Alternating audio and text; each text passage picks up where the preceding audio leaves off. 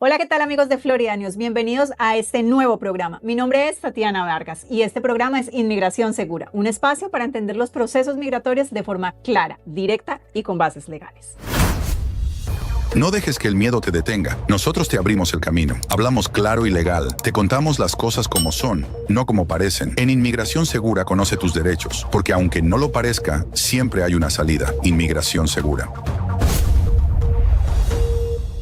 Desde el inicio de esta nueva administración hemos visto un cambio contundente en cómo se está aplicando la ley migratoria. No estamos hablando de leyes nuevas. Debido a la cancelación del programa del TPS y que dejó a muchos sin una protección, en Florida News estamos desarrollando esta serie con diferentes alternativas legales en busca de una solución para todos ustedes. Damos la bienvenida a nuestro abogado Carlos Sandoval. Gracias por estar con nosotros y acompañarnos en esta serie. Sí, gracias a ustedes por invitarme nuevamente. Abogado, vamos a ver un poco la explicación acerca de los perdones por presencia ilegal o fraude. Acompáñenos a ver. Los perdones migratorios, I-601 y I-601A son permisos especiales que pueden permitir que una persona que cometió ciertas violaciones migratorias corrija su situación y avance hacia un camino legal, generalmente a través de una petición familiar. Atención, esto no es asilo, no es VAWA, no es cancelación de remoción. Esto es otra ruta legal completamente diferente. Y hoy se está usando como una estrategia real para muchas familias que no califican por otras vías. ¿Para quién es esta oportunidad? Para personas que entraron sin inspección, para personas con presencia ilegal prolongada, para personas que omitieron información o presentaron datos no exactos, y para personas que tienen un familiar calificado como cónyuge, padre o hijo, que sea ciudadano o residente permanente.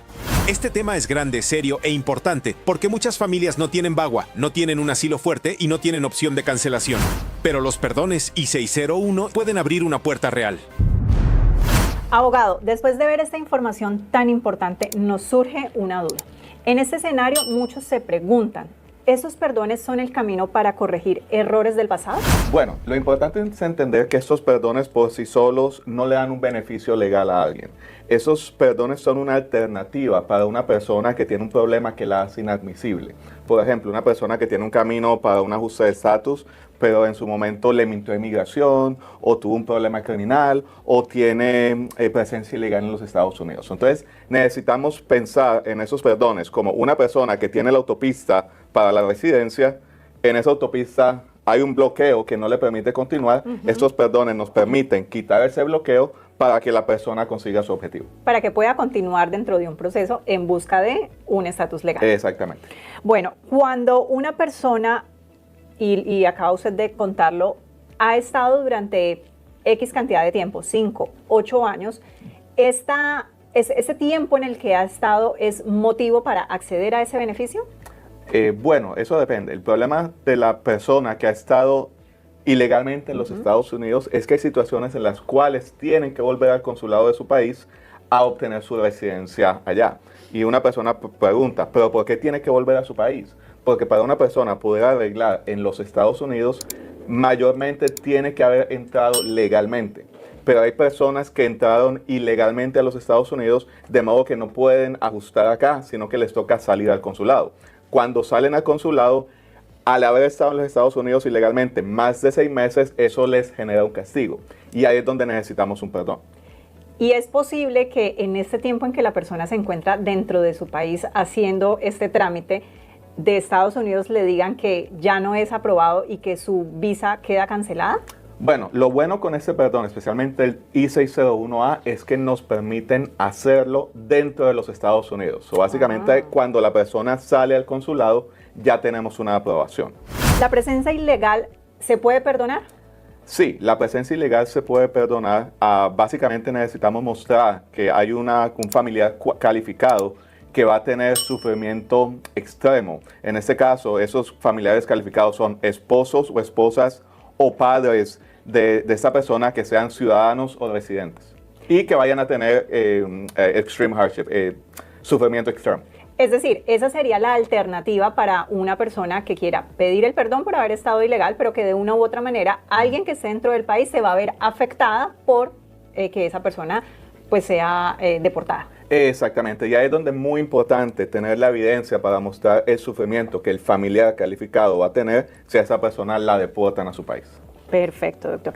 ¿Cuánto pesan los lazos familiares en este tipo de perdón?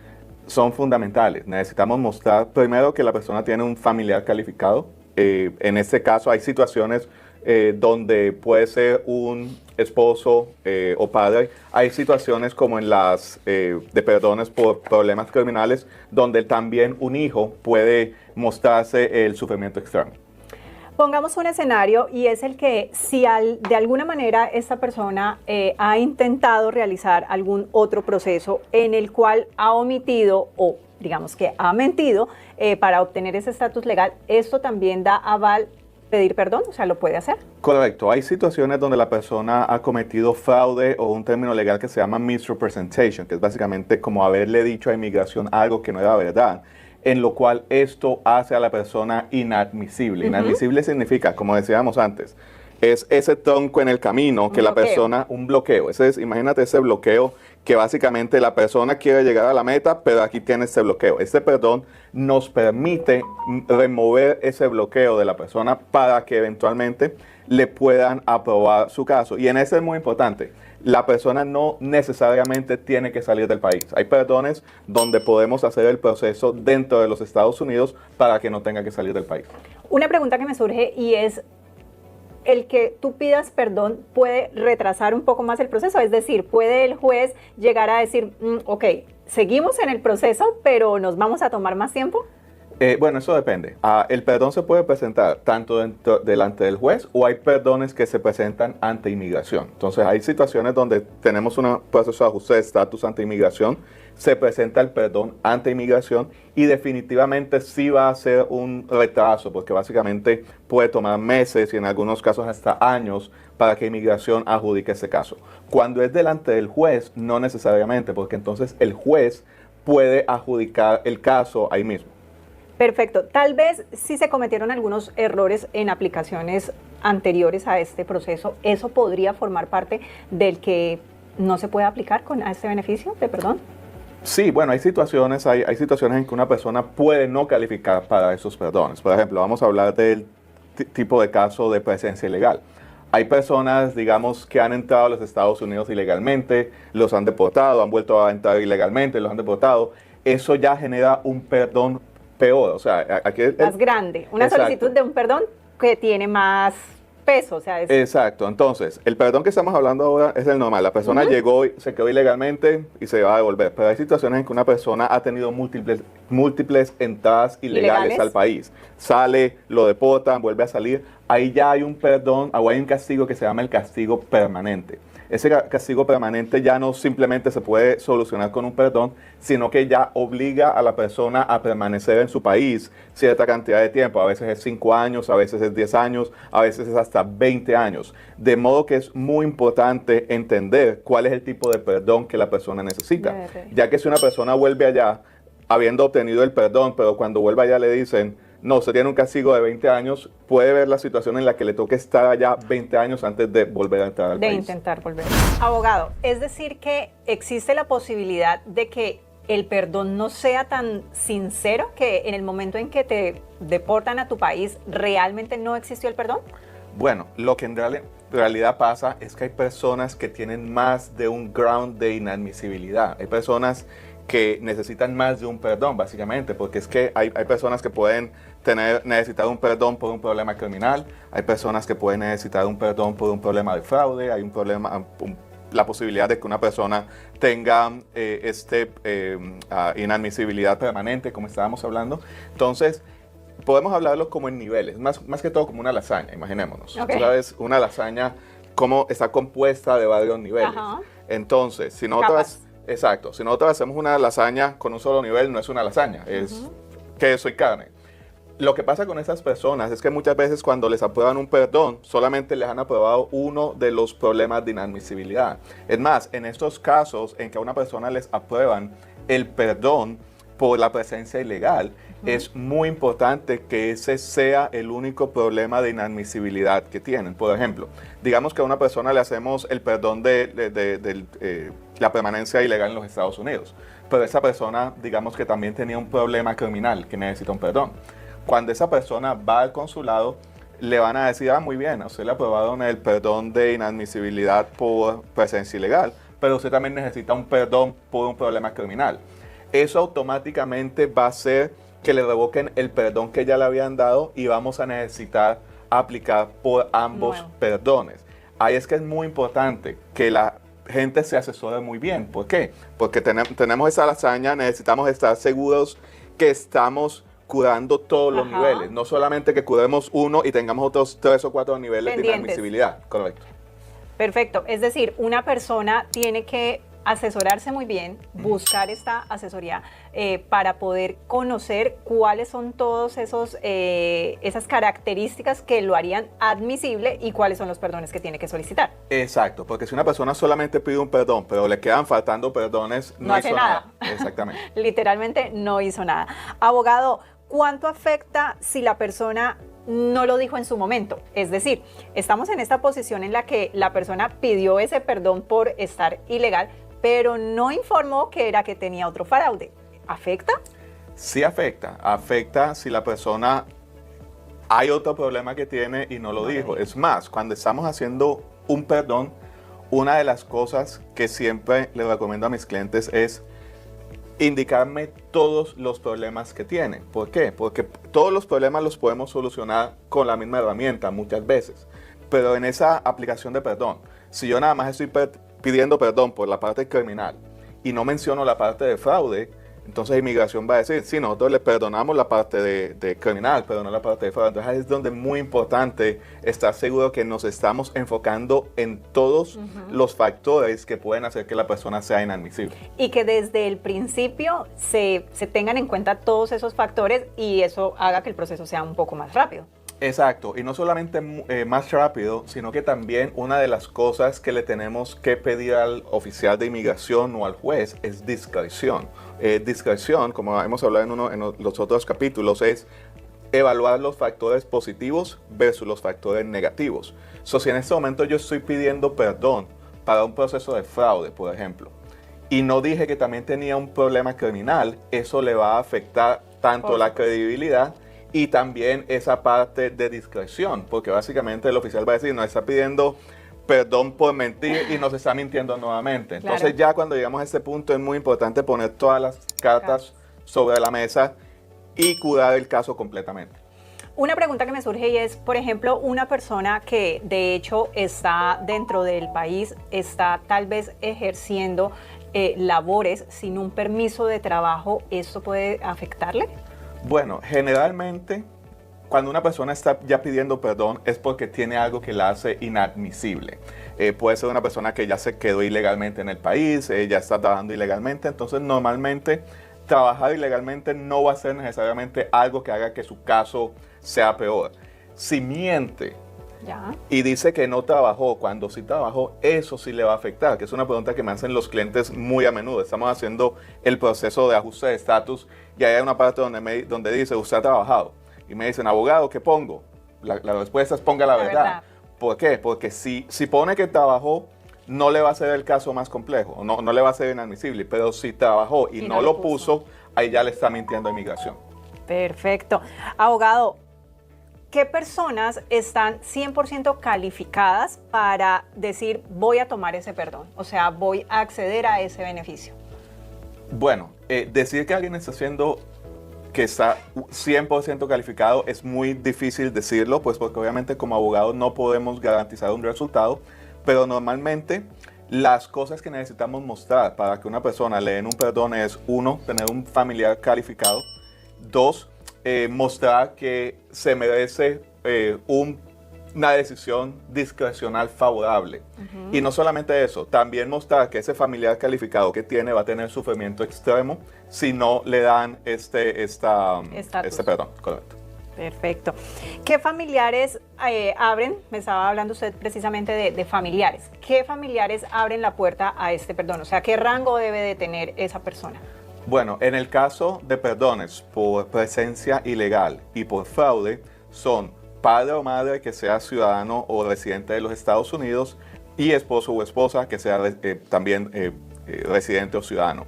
En el caso de perdones por problemas criminales, pueden ser tanto padres, esposos o esposas, o ahí también podemos utilizar a los hijos como familiares cualificados.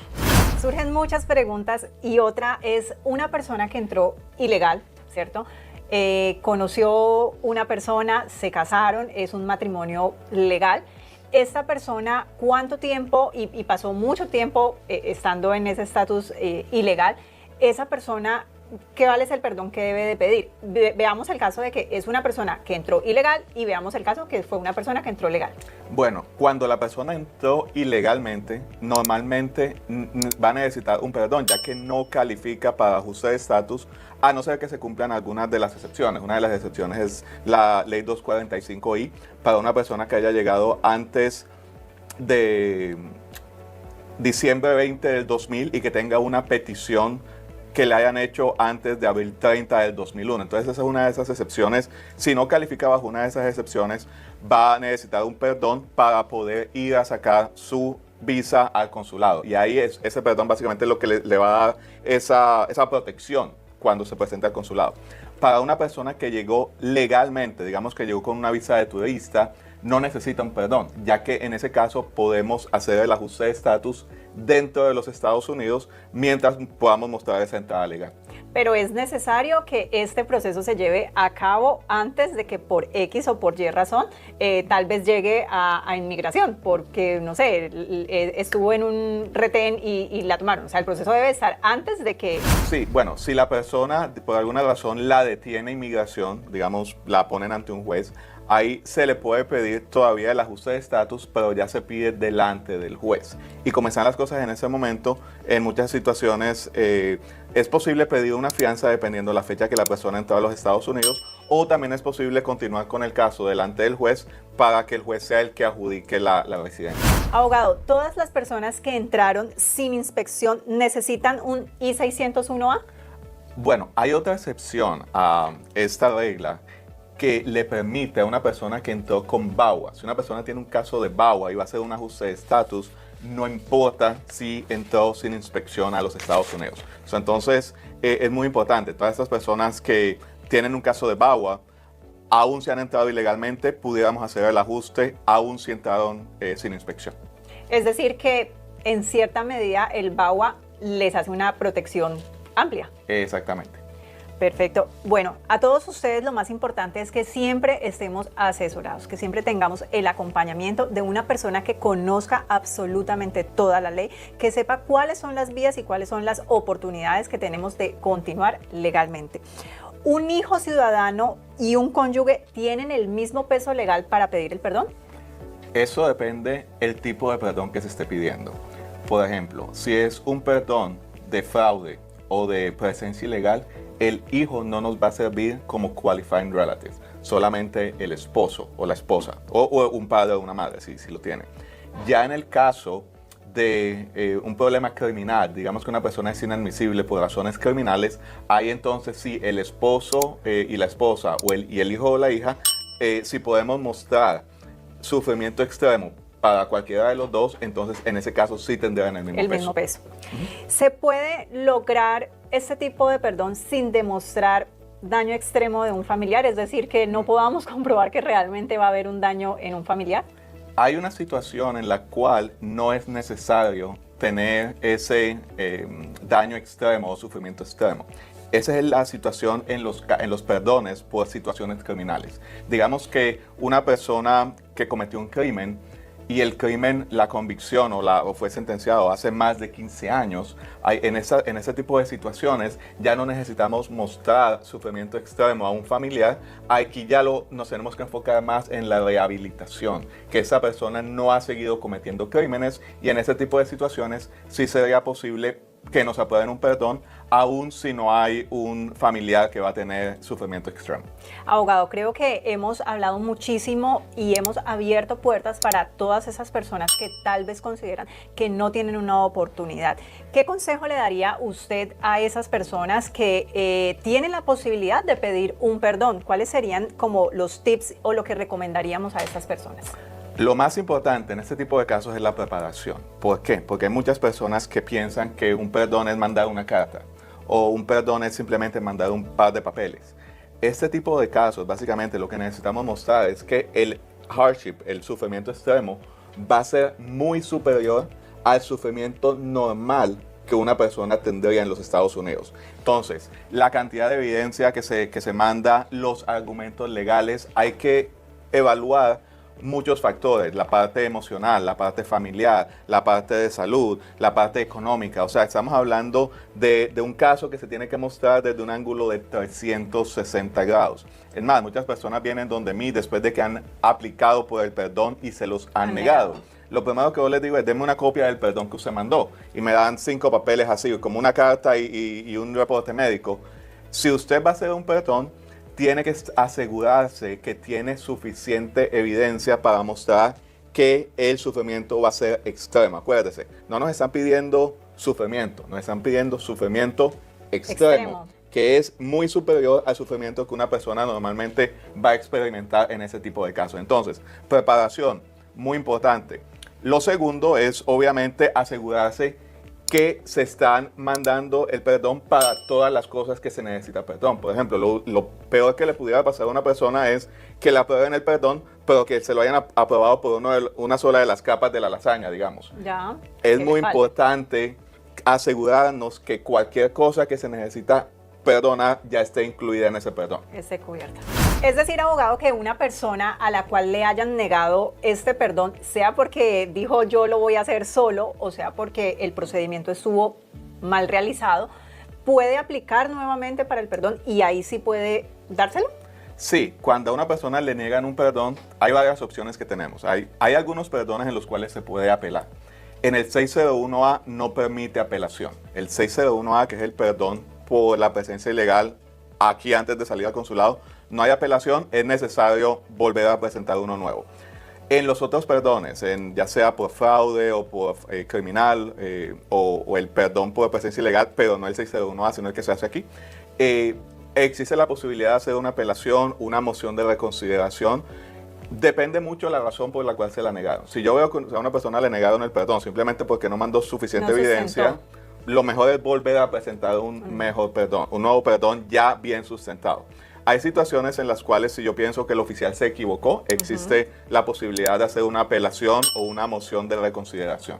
Abogado, una pregunta muy importante y es si esa persona que está solicitando el perdón tiene diferentes evidencias de su buen carácter moral, de que sirve a la sociedad, de que de una u otra manera está haciendo cosas positivas, digamos, en el colegio de los niños, está sirviendo a la comunidad y existen esas pruebas, ¿eso es válido? ¿Eso le da un poco más de peso a esa solicitud?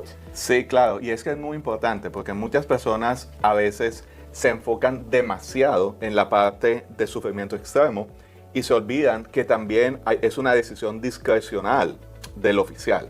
No es solamente mostrar que el familiar va a tener sufrimiento extremo, sino que necesitamos mostrar que al hacer la evaluación los factores positivos van a pesar más que los factores negativos. Entonces, definitivamente mostrar este tipo de evidencia va a ayudar en esa decisión discrecional.